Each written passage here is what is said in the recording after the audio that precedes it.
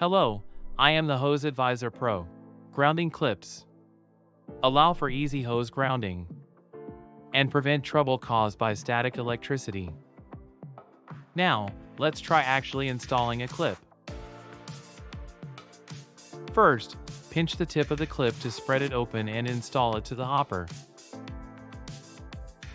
When doing so, make sure that the triangular portion of the clip is facing the hose.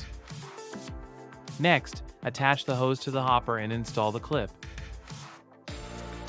Pinch the tip of the clip, align it with the grooves on the hose and turn it 1 to 1.5 turns. Please attach the clip so that it makes contact with both the anti-static line and hopper.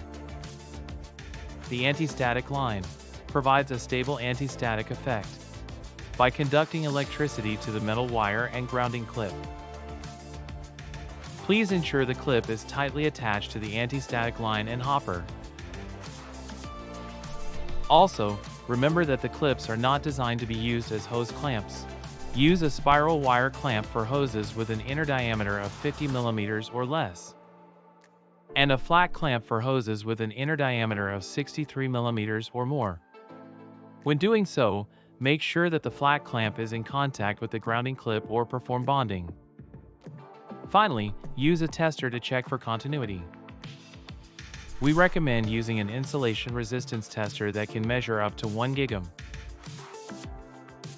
The grounding clip to be used will vary depending on the hose.